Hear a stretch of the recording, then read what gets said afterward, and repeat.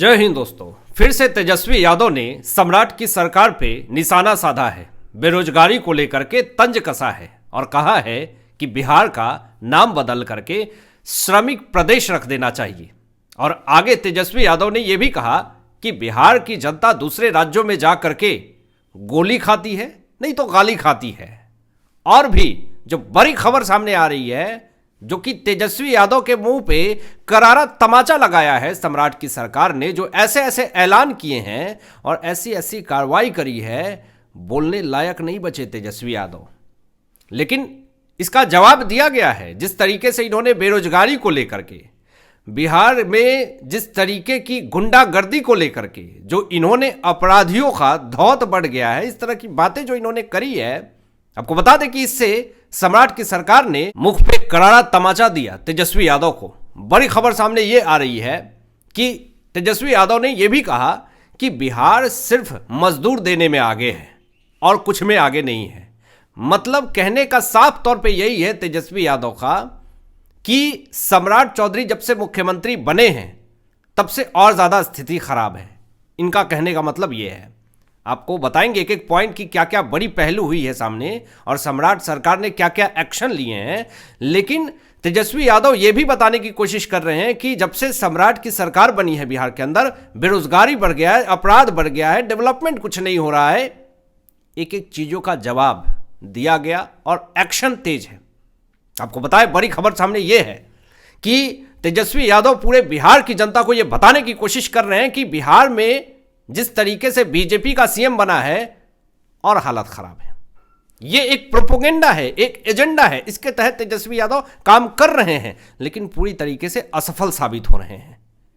बिना आंकड़े के, बिना सबूत के, बिना सोर्स के आप कुछ भी हवा पानी दे देंगे, हवाबाजी कर देंगे तो वो काम नहीं करेगा। आपको आंकड़ा के साथ बात करना पड़ेगा, रिजल्ट दिखाने होंगे। आपको यह दिखाना होगा कि आरजेडी की सरकार थी तो आपने क्या किया। आपको यह बताना होगा कि आरजेडी की सरकार थी तो बेरोजगारी को लेकर के आपने कौन से कदम उठाए। आपको यह बताना होगा कि आपने गांधी मैदान में 10 लाख से ज्यादा नौकरियां देने की बात करी थी, आपने कितने दिए। आपके पास डेटा नहीं है, आपके पास आंकड़ा नहीं है, मुंह उठा करके आ गए और सीधा कहने लगे कि बेरोजगारी बढ़ गई है।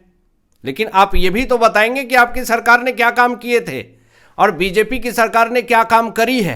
क्या काम करी है वो तो मैं आपको बताऊंगा, लेकिन सिर्फ और सिर्फ बिहार को बदनाम करने के लिए आप ये कह रहे हैं कि श्रमिक प्रदेश रख देना चाहिए नाम। अरे पहले ही बिहार को बदनाम कर दिया गया है, पहले ही बिहार के लोग बदनाम हो गए हैं। अब बचे खुचे हैं जो पीछे से आ रहे हैं आप बदनाम करने। अब आपको बता दे दोस्तों कि कांग्रेस 75 साल राज करी और लोग एक्सपेक्ट करते हैं कि मोदी जी एक दिन में 75 साल की गलतियां को खत्म कर दे। असंभव है। बिहार के अंदर इतने सदियों तक आरजेडी की सरकार रही, लालू प्रसाद यादव, राबड़ी देवी जी मुख्यमंत्री नहीं। लोग एक्सपेक्ट करते हैं कि बीजेपी के सीएम बने एक महीना नहीं हुआ सब कुछ बदल जाए। असंभव है। लेकिन फिर भी सम्राट की सरकार ने जो बदलाव किए हैं, सबसे बड़ा ऐलान मैं आपको बताता हूं, सम्राट प्लान। बेरोजगारी को लेकर के तेजस्वी यादव भले ढिंढोरा पीट रहे हैं, एक प्रोपेगेंडा सेट करने की कोशिश कर रहे हैं। सम्राट की सरकार ने सम्राट ऐलान किया और कहा कि 2030 तक 1 करोड़ परिवारों को नौकरी देंगे। बिल्कुल यह एक मिशन है, एक गोल है। और यह सिर्फ विजुअलाइजेशन नहीं है, इमेजिनेशन नहीं है कि हम ऐसा करेंगे। उसके लिए बात भी हो गई है, बजट में इसका पूरा डेटा है और नौकरी देने की बात ही सिर्फ नहीं हुई है, उसका प्लान भी पास हो चुका है। अब आप ये नहीं कह सकते हैं कि सिर्फ सम्राट की सरकार आई है और सिर्फ हवा पानी दे रही है। बिल्कुल नहीं। आप तंज कसते रहिए, आप टारगेट करते रहिए, आप कुछ भी बोलते रहिए, फर्क नहीं पड़ता है। सरकार अपना काम कर रही है। और कैसे, ये भी आप देखिए जरा। 15 दिन के अंदर 10 से ज्यादा मंदिरों का दौरा सम्राट चौधरी जी ने किया और हजारों करोड़ से ज्यादा का ऐलान कर दिया, सिर्फ और सिर्फ मंदिर के विकास योजना को लेकर के। यह नया मॉडल सेट कर रही है बीजेपी बिहार के अंदर। अब जो पहले बिहार की जनता को हीन भावना से जो देखा जाता था कि ये गरीब है, लाचार है, मजदूर है, ये सिर्फ पोछा लगा सकता है, झाड़ू लगा सकता है, सिर्फ यही काम कर सकता है, इस तरीके की जो मानसिकता थी वो अब खत्म करने का काम सम्राट चौधरी की सरकार कर रही है। बड़ी खबर सामने ये आ रही है दोस्तों, आपको बता दें कि सम्राट चौधरी ने कुछ काम अलग किए होंगे, तभी तो आज बड़े बड़े नेताओं से मुलाकात करने पहुंचे हैं दिल्ली। पूरा डेटा आपको बताते हैं, लेकिन दिल्ली में दूसरी बार आज मुलाकात करने पहुंचे हैं। आज पहली बार जब मुख्यमंत्री बनने के पहली बार जब दिल्ली गए थे तो नरेंद्र मोदी जी से मुलाकात हुई थी। पूरे विकास की चर्चा कैसे होनी चाहिए बिहार के अंदर, उस पर पूरी तरीके से चर्चाएं हुई। और आज दूसरी बार मुलाकात करने पहुंचे अमित शाह जी से, खबर आई है सामने, और कैबिनेट विस्तार को लेकर के भी चर्चा होगी। लेकिन उससे पहले, मुलाकात से पहले अमित शाह के पूरी तरीके से बिहार के अंदर ताबड़तोड़ एक्शन शुरू है। रेल मंत्री अश्विनी वैष्णव जी के साथ भी बैठक हुई सम्राट चौधरी जी की। रक्षा मंत्री राजनाथ सिंह जी से भी मुलाकात हुई, जेपी नड्डा साहब से भी मुलाकात हुई, सबसे मुलाकात हुई सम्राट चौधरी जी की। और बड़े बड़े नेताओं से मुलाकात का संदेश यही जाता है कि बिहार के अंदर सम्राट चौधरी जी जिस तरीके से काम कर रहे हैं, ताबड़तोड़ एक्शन कर रहे हैं, बिहार के अंदर जिस तरीके से बदलाव हो रहा है, विकास हो रहा है, बड़े बड़े नेता बुला रहे हैं सम्राट चौधरी जी को कि ज़रा अपना मॉडल बताइए कि क्या क्या मॉडल आपने तैयार किए हैं, किस तरीके से बिहार को आगे ले जाना है। सारा डेटा, सब कुछ टेबल पे रख दिया गया।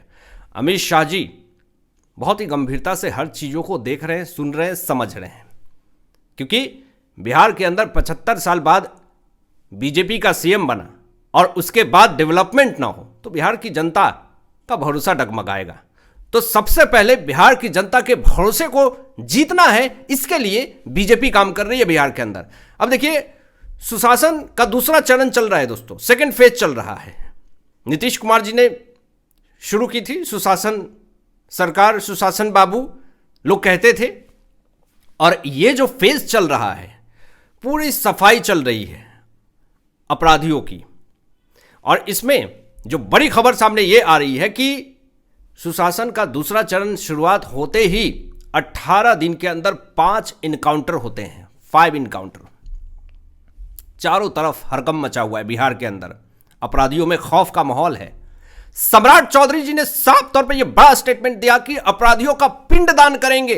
अगर अपराधी अपराध करेंगे तो उसका उल्टा लटका करके, खदेड़ करके ढेर कर देंगे, इनकाउंटर कर देंगे, पिंडदान कर देंगे पूरी तरीके से, उसको छोड़ेंगे नहीं।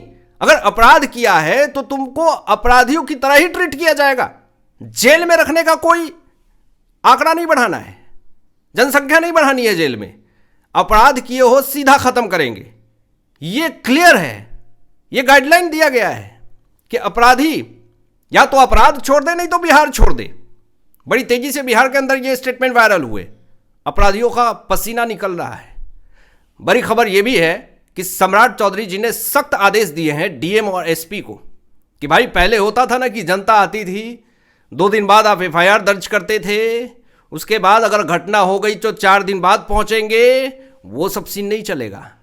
सम्राट चौधरी सीधा सख्त चेतावनी डीएम और एसपी को दे रखा है कि जनता की समस्या तुरंत सुनो, तुरंत एक्शन लो, 30 दिन के अंदर समाधान होना चाहिए।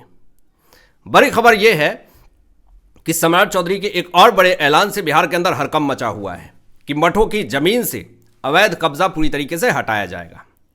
अब दोस्तों बड़ी चर्चा हो रही है, जो ये खबर सामने आई है कि बीजेपी के नेता के भांजे का हत्यारा जो सोनू यादव है, उसको सुबह सुबह 4 बजे ही इनकाउंटर में ढेर कर दिया गया, खत्म कर दिया। बिहार के अंदर अपराधियों में खौफ का माहौल है। मतलब एक छोटा सा मामूली सा विवाद होता है, पुल के ऊपर गाड़ी आपस में टकराती है, विवाद इतना ज़्यादा बढ़ जाता है कि बीजेपी नेता के भांजे को वहीं पे ख़त्म कर दिया जाता है, और जो आरोपी है उसको खदेड़ करके 12 घंटे के अंदर, ज़्यादा टाइम नहीं लगाया बिहार की पुलिस ने, क्योंकि खुला छूट दिया हुआ है, इनकाउंटर में ढेर कर दिया। हर्ष हत्याकांड से जुड़े छोटू यादव, उसको हाफ इनकाउंटर करके उसको गिरफ्तार कर लिया गया है।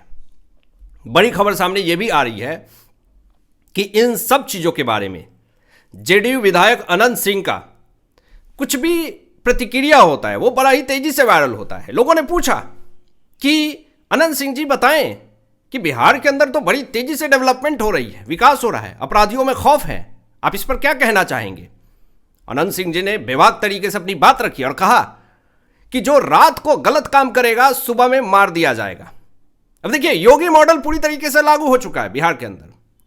योगी जी ने जिस तरीके से खौफ बना करके रखा है उत्तर प्रदेश के अंदर, बिल्कुल वही सीन बिहार के अंदर दिख रहे हैं।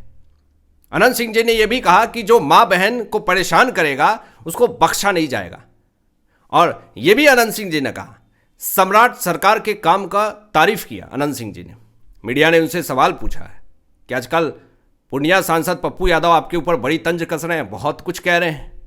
तो यहां पे अनंत सिंह जी ने कहा कि हम कुत्ता बिलाई के बारे में बात ही नहीं करते हैं। बड़े ही बेबाक तरीके से, बेबाक अंदाज से उन्होंने अपनी बातें रखी और इसलिए उनके मीम्स बड़े वायरल होते हैं। यहां पे एक और बड़ा ऐलान सम्राट चौधरी का, सम्राट ऐलान सामने आता है कि जब तक बेटियां घर पर सुरक्षित न पहुंच जाए तब तक पुलिस नहीं सोएगी। यानी महिला सम्मान, महिला सुरक्षा, बेटी की सुरक्षा को लेकर के बहुत ज़्यादा सीरियस है बिहार सरकार, सम्राट की सरकार। इससे यह संदेश जाता है कि कोई कॉम्प्रोमाइज नहीं। अपराधियों को अपराध छुड़ाने के लिए सीधा अपराध किए हो तो उसी अंदाज में तुम्हें सजा मिलेगी।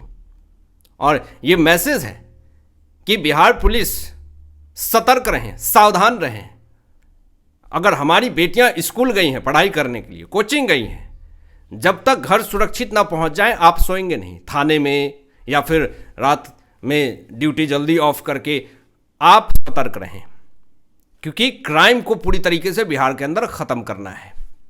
अब आपकी क्या राय इन तमाम विषयों पे अपनी विचार व्यक्त कीजिएगा।